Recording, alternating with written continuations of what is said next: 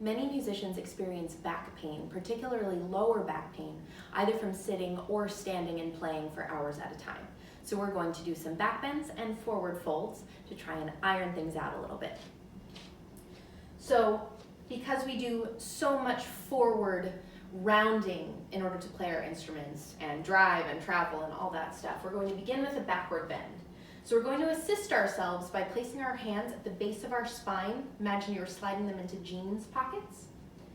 And then just begin to push your hips forward any amount. It's up to you how much you want to involve the upper spine, so you can look up, maybe let your shoulders relax back a little bit. But the idea here is just to push your hips forward so you begin to feel a back bend in the lower part of your spine. When you've had enough, begin to come up slowly, and now we're going to forward fold. So we're going to round our way down. Tuck your chin, begin to roll your spine forward, vertebra by vertebra, and let your arms dangle. Now, a lot of musicians or a lot of people think they can't do yoga because they can't touch their toes, which is so silly. It does not matter if you can touch your toes. When you're in your forward fold, do what's comfortable for you. If keeping your legs straight, mindfully straight works, do that. If you need to put a huge bend in your knees, that's fine. Whether you can touch your toes is utterly irrelevant.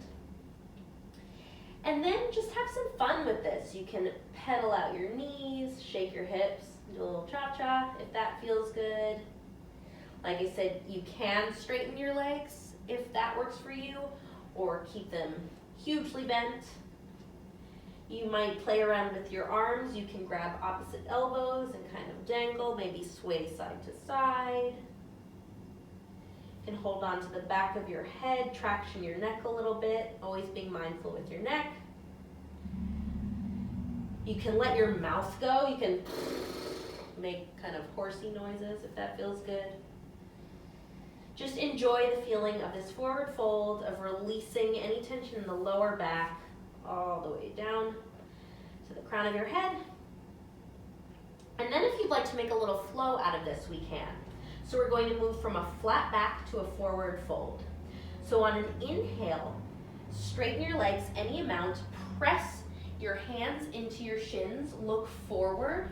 And we want to imagine that we've got a long spine from our tailbone all the way to the crown of your head. I look like Cousin It right now, but that's okay because I've got a long spine. And then I'm going to forward fold. I'm going to bend my knees slightly and just relax forward. Drop my hands. And I'm going to do that a few more times. Inhale to a flat back. I'm pressing my hands into my shins, but I'm also pressing my shins into my hands. So we feel that little resistance. Flat back, long spine. Exhale into a forward fold.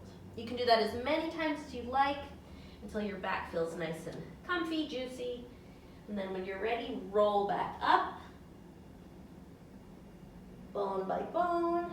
Keep the chin tucked, head comes up last. You're unfurling. Whew. And that should be a little bit of relief for your lower back.